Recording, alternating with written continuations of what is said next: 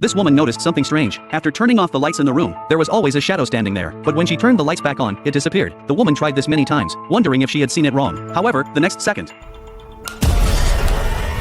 she found her boss and told him that something was wrong in the room, asking him to be careful on his way home from work. The man was talking to his family on the phone and didn't take this matter seriously. When the man got home from work, he noticed someone crouching on the ground. He thought it was an employee who hadn't left yet. Just as he was about to ask, the light suddenly went out. When the lights came back on, the figure approached. The man was extremely nervous. However, the next moment, the figure disappeared. He wanted to escape, but he tripped halfway there. Looking down, he found that his leg had been scratched. At that moment, the figure reappeared and slowly approached the man. However, the figure seemed to be afraid of light. The man realized this and ran back to the office. He turned on the lights, thinking he was safe, but unexpectedly, the power went out. At that moment, the door slowly opened, and the next moment, the man was grabbed. When the lights came back on, the man had stopped breathing. Not long after the man died, his son also encountered a paranormal event. Late at night, Martin heard strange noises. He got out of bed to investigate, and saw his mother talking to herself. Martin didn't think much of it. Since his father's death, his mother had been mentally unstable. Just as the boy was about to return to his room, he happened to look back, and saw a hand reaching out from the darkness. Martin's eyes widened in terror, and he ran back to his room and hid under the covers. The next day at school, Martin was listless, so the teacher tried to contact his mother, but the phone didn't connect. So she called Martin's sister to ask if he was sleeping well at home, but Rebecca didn't know the details. They had the same mother but different fathers, and didn't live together. After a brief conversation, Rebecca took her brother home, but Martin said he wanted to stay at his sister's house for a few days, because he hadn't been sleeping well lately. Just as Martin had packed his bags, the ghostly figure suddenly appeared behind the door. Terrified, Martin grabbed his sister and tried to leave. No matter how much his mother pleaded, it was no use.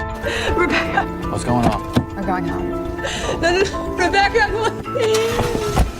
I'm sorry, Mom.